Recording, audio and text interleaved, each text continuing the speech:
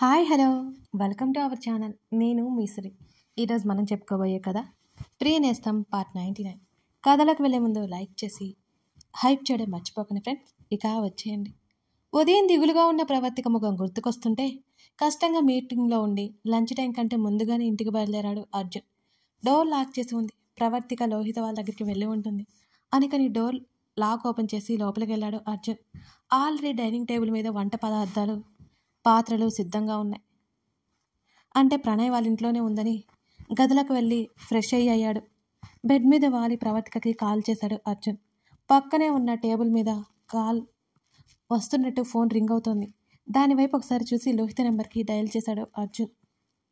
Call lift చేసి hello అన్నయ్య అని అంది లోహిత. బంగారు ఉందా అక్కడ అని అడిగాడు అర్జున్. ఉందన్నయ్య, ఇప్పుడే ఆడి ఆడి నిద్రపోయింది అని అంది లోహిత. ప్రవర్తిక కూడా అక్కడే ఉంది అనుకున్నాడు అర్జున్. అన్నయ్య భోజనం చేసే వదిన చెప్పింది, మేము ఆల్రెడీ చేసేసాం అంది లోహిత వెళ్తూ వెళ్తూ ప్రవర్తిక చెప్పిన మాటలు గుర్తు చేసుకుని. అలాగే అని కాల్ కట్ చేశాడు అర్జున్. దగ్గరుండి కొసరు కొసరు వడ్డించే భార్య భోజనం చేసే మండం ఎందుకో ఏదో జరుగుతోందనిపించింది అర్జున్కి. మేమంతా చేసేసాం అన్న లోహిత మాటలకు ప్రవర్తిక కూడా భోజనం చేసిందని అతను అనుకుని అతనే వెళ్ళి డైనింగ్ టేబుల్ ముందు కూర్చున్నాడు. గిన్నెల మీద మూతలు తీయగానే అన్నీ అతనికి ఇష్టమైన వంటకాలు చేసి పెట్టింది తన భార్యమని. ఏదైనా ముఖ్యమైన విషయమై అక్కడే ఉండందేమో అక్కడితో ఆలోచనలు కట్టిపెట్టి భోజనం చేశాడు అర్జున్. మళ్ళీ గదిలోకి వెళ్ళిపోయాడు. ఎంతకీ ప్రవర్తిక రాలేదు. లోహిత నుంచి కాల్ వచ్చింది. కాల్ లిఫ్ట్ చేశాడు అర్జున్. అన్నయ్య వదిన వచ్చిందా? బంగారం నిద్రలేచింది అని అంది లోహిత. వాట్? అర్జున్ అదిరిపడ్డాడు. అవునన్నయ్య, ఇందాక బయటికి వెళ్ళింది వదిన, చిన్న పని ఉంది అంది. అర్జున్ ఎందుకంత కంగారు పడుతున్నాడో అర్థం కాలేదు లోహితకి. బయటికి వెళ్ళిందా? ఏ పని మీద అని అడిగాడు అర్జున్ ఆతృతగా. మెయిన్ రోడ్ వరకు వెళ్తానందన్నయ్య, ఏదో బట్టలు అంది. నేను వస్తాను అంటే పాపనిచ్చేసి వెళ్ళింది అని భయంగా అంది లోహిత. స్వతహాగా భయస్తురాలు ప్రవర్తిక. బయటికి వెళ్ళి అన్నీ చూడాలని అర్జున్ చెప్తున్నా ఇల్లు విడిచి ఎక్కడికి కదలదు. అది పాపని లోహిత దగ్గర వదిలి వెళ్ళిందంటే ఎందుకో తేడాగా అనిపిస్తోంది అర్జున్కి. ఎంతసేపు అవుతోంది అని అన్నాడు అర్జున్. కనీసం ఫోన్ కూడా తీసుకువెళ్ళలేదనే విషయం అతనికి గుర్తుకొచ్చి. నువ్వు వచ్చే గంట ముందు అని చెప్పింది లోహిత కంగారు పడిపోతూ. అర్జున్కి భయం తారాస్థాయిలో చేరుకుంది. లోహి, బంగారానికి తినడానికి ఏమైనా పెట్టరా, నేను తన్ని తీసుకొస్తాను అని అన్నాడు అర్జున్. అలాగే అన్నయ్య అంది లోహిత. లోహిత కూడా లోపల కంగారు పడిపోయింది. కాల్ కట్ చేయబోతూ మళ్ళీ లోహిత టెన్షన్ పడుతుందని, లోహి టెన్షన్ పడకు, అక్కడ లేట్ అయి ఉంటుంది, నేను వెళ్ళి తీసుకొస్తాను సరేనా అని అన్నాడు అర్జున్. సరే అన్నయ్య అంది లోహిత. వెంటనే కాల్ కట్ చేసి టేబుల్ మీద ఉన్న ఫోన్ చేతుల్లోకి తీసుకోగానే దానికి ఉన్న పేపర్ కనిపించింది అతనికి. ఎక్కడికైనా వెళ్తున్నట్టు అతనికి చెప్పడానికి దాని మీద రాసిపెట్టిందేమో అనుకున్నాడు అర్జున్. ఆ పేపర్ చేతిలోకి తీసుకుని చదవడం స్టార్ట్ చేశాడు అతను. ఏవండి, నా గురించి కంగారు పడకండి అని మొదట ఉన్న లైన్ చూసి అతను కొంచెం రిలాక్స్ ఫీల్ అయ్యాడు. నిజంగా ఏదో షాప్కి వెళ్ళి ఉంటుందని అతను అనుకున్నాడు. అతని కళ్ళు మొదట లైన్ నుండి కిందకి దిగా. ఇదంతా చదివిన తర్వాత నా మీద మీకు చాలా కోపం వస్తుంది, కానీ మీరు సంతోషంగా ఉంటారు కూడా అని రాసి ఉంది. ఆ మాటలు ఎందుకో అర్థం కాలేదు అతనికి. అతని మనసేదో కీడు శంకిస్తోంది అవి చూడగానే. ఏవండి, నేను మిమ్మల్ని మన పాపని వదిలి వెళ్ళిపోతున్నాను అనే వాక్యం చదవగానే అతని నుదుటిన చిరుచెమటలు పట్టాయి. ఆ పేపర్ మీద ప్రవర్తిక కన్నీళ్లు అచ్చులు కనిపిస్తూనే ఉన్నాయి. ఫాస్ట్గా చదవడం మొదలుపెట్టాడు అర్జున్. ఆ మిగతా లైన్లు కూడా. ఏవండి, నేను మిమ్మల్ని పాపని వదిలి వెళ్ళిపోతున్నాను. ఈ పని చేసినందుకు మీకు నా మీద కోపం వస్తుందని నాకు తెలుసు, కానీ తప్పదు. మన బుజ్జి తల్లికి కూడా నా మీద కోపం వస్తుంది. పెద్దయ్యాక అడిగితే సర్ది చెప్పండి. ఊహల్లో కూడా నా మీద ద్వేషం భరించలేను నేను. అర్జున్కి ప్రవర్తిక కనిపించగానే లాగి పెట్టి కొట్టాలి అనిపించేంత కోపం వస్తుంది అవన్నీ చూస్తుంటే. ఇప్పుడు నేను చెప్పబోయే విషయం కూడా క్షుణ్ణంగా చదవండి అని ఆమె రాయడం అర్జున్ కళ్ళు చిన్నవయ్యాయి. ఇది నా ఊహ కాదు, నిజం. రక్ష బ్రతికే ఉంది. మీ ప్రాణానికి ప్రాణమైన రక్ష బ్రతికే ఉంది. మన రక్ష పేరు మీద రన్ చేస్తున్న ఆశ్రమంలో మీ రక్ష ఉంది, వెళ్ళి ఇంటికి తీసుకురండి. అది చదవగానే అర్జున్కి విపరీతమైన కోపం వచ్చేసింది ప్రవర్తిక మీద. మీరు రక్ష ఉంటే ఎంత సంతోషంగా ఉంటారు. రక్ష ఎలాగో మంచిది కాబట్టి మన రక్షను కూడా తను బాగా చూస్తుందండి. పాపమండి, అనాథాశ్రమంలో అనాథలా బ్రతుకుతోంది. త్వరగా వెళ్ళి తీసుకురండి. పాపం తనకేమీ గుర్తులేదు. మిమ్మల్ని చూస్తే ఖచ్చితంగా గుర్తుపడుతుంది. మీతో సంతోషంగా ఇన్ని రోజులు గడిపేశాను కదా, ఆ జ్ఞాపకాలతో తలుచుకుంటూ ఉన్నన్ని రోజులు నేను సంతోషంగా బ్రతికేస్తాను. అన్నీ కోల్పోయిన రక్షణ తీసుకురండి. తన కూతురు బ్రతికే ఉందని అని తెలిస్తే వసుంధర పిన్ని, కృష్ణమూర్తి బాబాయ్ కూడా చాలా సంతోషపడతారండి. ఆ తర్వాత ప్రవర్తిక కన్నీళ్లు మిగిలిన పేజీ అంతా నిండిపోయి ఉన్నా. ప్లీజ్, మీరు నా కోసం ఎప్పటికీ రావద్దు. నా కోసం ఈ ఒక్క సాయం చేయండి. నా బంగారు తల్లిని జాగ్రత్తగా చూసుకోండి. మీరు సంతోషంగా ఉండాలి అని ఆ తర్వాత కన్నీటితో తడిచిపోయిన ఆ పేపర్ నిట్టూరుస్తూ గట్టిగా కళ్ళు మూసుకున్నాడు అర్జున్. ప్రవర్తిక మీద జాలిపడాలో కోపడాలో తెలియట్లేదు అర్జున్కి. ఎప్పుడో ఈ లోకాన్ని, ముఖ్యంగా అతన్ని వదిలి వెళ్ళిపోయిన రక్ష తిరిగి ఎలా వచ్చింది అసలు? ప్రవర్తికని ఎవరో మ్యానిపులేట్ చేశారని అర్థమైపోయింది అర్జున్కి. ల్యాంప్ టేబుల్ దగ్గర ప్రవర్తిక అర్జున్ బుజ్జిరక్ష ఫోటో చేతిలోకి తీసుకొని ప్రవర్తిక ముఖం మీద తడిమి మళ్ళీ ఆ ఫోటో అక్కడే పెట్టాడు అర్జున్. ప్రణయ్కి కాల్ చేయబోవడం కూడా ఆగిపోయాడు. వాళ్ళని టెన్షన్ పెట్టడం ఎందుకు అని. ప్రవర్తిక ఎక్కడికి వెళ్ళి ఉంటుందని ఒకసారి ఆలోచించాడు. తన ఊరు, తన ఇల్లు హైదరాబాద్, ఢిల్లీ, ఇంకేమీ తెలియదు ఆమెకి. లోహిత చెప్పిన దాని ప్రకారం ప్రవర్తిక వెళ్ళి 2 గంటలు అయిపోయింది. వెంటనే ఎస్ఐ ప్రతాప్కి కాల్ చేశాడు అర్జున్. విషయం చెప్పాల్సి వచ్చింది అర్జున్కి. సీసీ ఫోటోస్ చెక్ చేసి చెప్తాను అని ఎస్ఐ ప్రతాప్ అన్నాడు. వెంటనే లోహితకి కాల్ చేశాడు అర్జున్. అన్నయ్య, వదిన వచ్చిందా అని టక్కున అడిగింది లోహిత. లోహి, నాకు చిన్న పని ఉండి అర్జెంటుగా బయటికి వెళ్లాల్సి వచ్చింది. బంగారాన్ని తీసుకువెళ్ళాలి అంటే బయట ఎండగా ఉంది. నువ్వు సాయంత్రం వరకు చూసుకోగలవా అని అన్నాడు అర్జున్. అమ్మయ్య, అయితే వదిన క్షేమంగానే ఉంది కదా? ఇప్పుడు రిలాక్స్డ్గా ఉంది నాకు. సరే అన్నయ్య, మీరు వెళ్ళిరండి, నేను రక్షణ చూసుకుంటానులే అంది లోహిత. లోహితకైతే అబద్ధం చెప్పాడు, కానీ ప్రవర్తిక ఎక్కడుందో ఇంకా ఇన్ఫర్మేషన్ రాకపోవడంతో కంగారుగానే ఉంది అర్జున్కి. వెంటనే ఇంటికి లాక్ చేసి బయటికి బయలుదేరాడు అర్జున్. మరో 10 నిమిషాల తర్వాత ఎస్ఐ ప్రతాప్ అర్జున్కి కాల్ చేశాడు.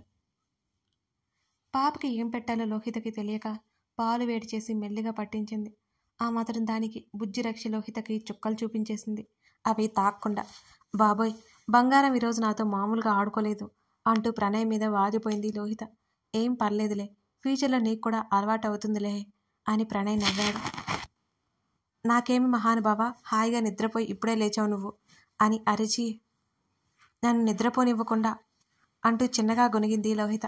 లోహి అంటూ కోపంగా ఉన్న ఆమె ముఖాన్ని తన వైపుకు తిప్పుకున్నాడు ప్రణయ్. ఏంటంట అంది. బంగారు తల్లి బజ్జుంది కదా అంటూ మీదకు లాక్కున్నాడు ప్రణయ్ లోహితని. అంత వద్దు ప్రణయ్, నేను పడుకోవాలి, బాగా నిద్ర వస్తుందంటూ లోహిత విడిపించుకుంటుంటే ప్రణయ్ వదలలేదు ఆమెను. అబ్బా ప్రణయ్, ముందు వదులు, నిజంగా నిద్రపోవాలి నేను.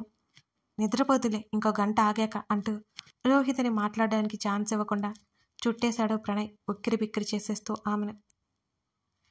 పైకి చిరుకోపంగా ఉన్న తన భర్త ప్రేమకు మురిసిపోతుంది లోహిత. కాసేపట్లోనే ప్రణయ్కి మెల్ట్ అయిపోయింది ఆమె. దారి తెలిసిన గమ్యం లేని ప్రయాణం సాగిస్తోంది ప్రవర్తిక. ఎక్కడ ఆపాలమ్మా అని ఆటో అతను అడగ్గా కనిపిస్తున్న గుడిని చూసి అక్కడ ఆపమని ఆటో అతనికి డబ్బులు ఇచ్చేసి ఆ గుడి వైపుకి నడిచింది ప్రవర్తిక.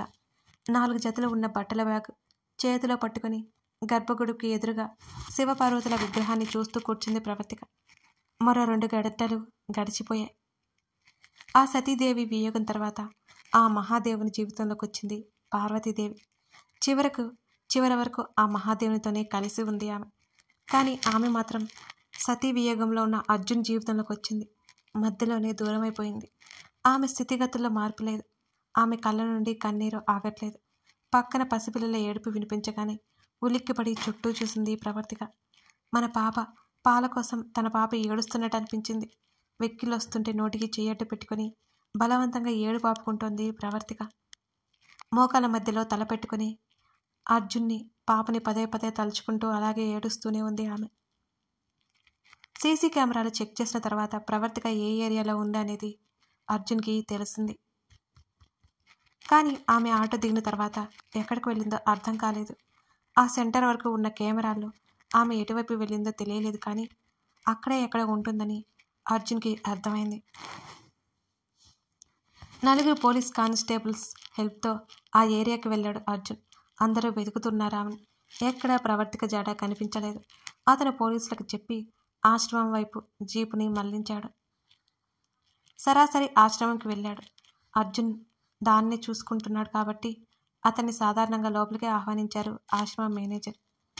సుభాష్ని గారు, ఇక్కడ కాలేజ్ స్టూడెంట్స్ కానీ జాబ్ చేసే అమ్మాయిలు కానీ కొత్తగా ఎవరైనా వచ్చారా అని అడిగాడు అర్జున్. అలాంటి వారు ఎవరూ లేరండి, ఎప్పటి నుంచో ఉన్న వాళ్ళే ఉన్నారు. ఈ మధ్య 4 అమ్మాయిలు వచ్చారు. వాళ్ళు కూడా 12-13 సంవత్సరాల లోపే వాళ్ళే. మీరు చెప్పిన వయసులో ఉన్న వాళ్ళైతే ఎవరూ లేరు అన్నాడు అని చెప్పింది ఆ మేనేజర్. ఒకసారి నాకు అందరి డీటెయిల్స్ కావాలి, ఏర్పాటు చేయగలరా అని అడిగాడు అర్జున్. సరే అని ఆవిడ అర్జున్ని లోపలికి తీసుకెళ్ళి మొత్తం అందరి గురించి డీటెయిల్స్ ఇచ్చింది. డీటెయిల్స్ అన్నీ చూసి ఆశ్రమంలో ఉన్న అందరి ఫొటోస్ చూసిన అనుమానం రాలేదు అర్జున్కి. ఆ అమ్మాయి ఎవరో తెలుసుకుని ప్రవర్తిక ముందు నిలబెట్టి ప్రవర్తికని తలుచుకోగానే చాలా కోపం వచ్చేస్తుంది అతనికి. లాగిపెట్టి 2 పీకాలనిపిస్తుంది.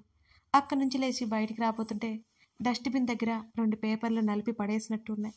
కిందకి వంగి అవి తీసి డస్ట్బిన్లో వేయబోతూ ఎందుకో అనుమానం వచ్చి ఆ పేపర్ తెరిచాడు అర్జున్. అతని కళ్ళను అతనే నమ్మలేకపోతున్నాడు. ఆ మేనేజర్తో కాసేపు మాట్లాడి ఏదో చెప్పి అక్కడి నుంచి బయటకు వచ్చి జీప్ స్టార్ట్ చేశాడు అర్జున్. ఎస్ఐ ప్రతాప్కి చిన్న హెల్ప్ కావాలని కాల్ చేసి మాట్లాడి నేరుగా ప్రవర్తిగా ఉన్న ఏరియాకి అతను వచ్చేశాడు. అప్పటికే ప్రతి ఇల్లు వెతుకుతున్నారు పోలీసులు ఆమె కోసం, కానిస్టేబుల్స్. కానీ ఆమె జాడైతే తెలియడం లేదు. అక్కడి ప్రతి రూట్లో ఎన్నో సీసీ ఫోటోస్ ఉన్నాయి. చూశారన్నీ. ప్రవర్తిక ఎటువైపు వెళ్ళినట్టు తెలియలేదు. కాళ్ళు చేతులు ఆడట్లేదు అర్జున్కి. 4 రోడ్ల కోడలిలో నడుము మీద 2 చేతులు పెట్టుకొని ఆకాశంలోకి చూశాడు. తిరిగి తిరిగి అతను అలసిపోయినట్టుగా. జాడ తెలియలేదని కానిస్టేబుల్స్ పంపించేశాడు. అప్పటికే చీకటి పడిపోయింది. ఇంటి దగ్గర పాప ఎలా ఉందో ఏంటో అనే కంగారు అతనికి. అర్జున్కి ఫోన్ కాల్ వచ్చింది. అది లోహిత నుంచి. చెప్పు లోహి అన్నాడు కాల్ లిఫ్ట్ చేసి అర్జున్. అన్నయ్య, రక్ష ఏడుస్తుందన్నయ్య. అసలు ఉండట్లేదు, ఏమీ తినట్లేదు. వదిన మీద బెంగ పెట్టుకుందనుకుంటా. త్వరగా ఇంటికి రండి, అసలు చేతుల్లో నిలబడ్డం లేదు అని దిగులుగా చెప్తోంది లోహిత. వాళ్ళు ఇబ్బంది పడుతున్నందుకు అర్జున్కి కష్టంగా అనిపించింది. మరోవైపు అతని బంగారు తల్లి ఏడుస్తూ ఆ ఏడుపు ఫోన్లోనే వినిపిస్తోంది.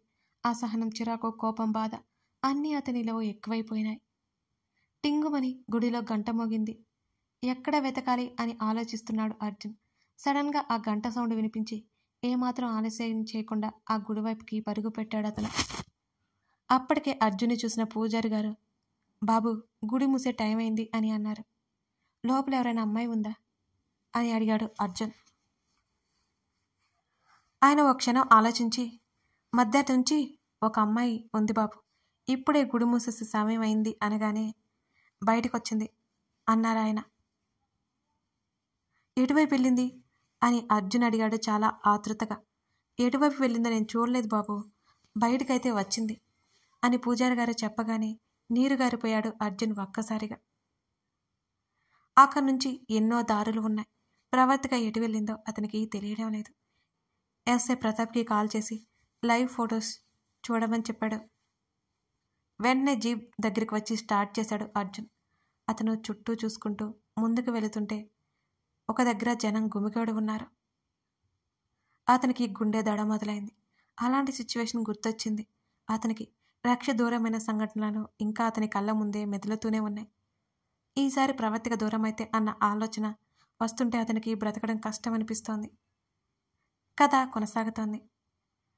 మరి అర్జున్ ప్రవర్తికని కనిపెడతాడా? అసలు ఆమె ఎందుకు అలా వెళ్ళిపోయింది అర్జున్ తెలుసుకుంటాడా? ఒకవేళ ప్రవర్తిక కనిపిస్తే అతని రియాక్షన్ ఏమై ఉంటుంది? తెలుసుకోవాలి అంటే తర్వాత భాగం చూడాల్సిందే. కథ నచ్చితే లైక్ చేసి మీకు ఏమనిపించిందో కామెంట్ చేయడం మాత్రం మర్చిపోకండి friends. Thank you for watching this video.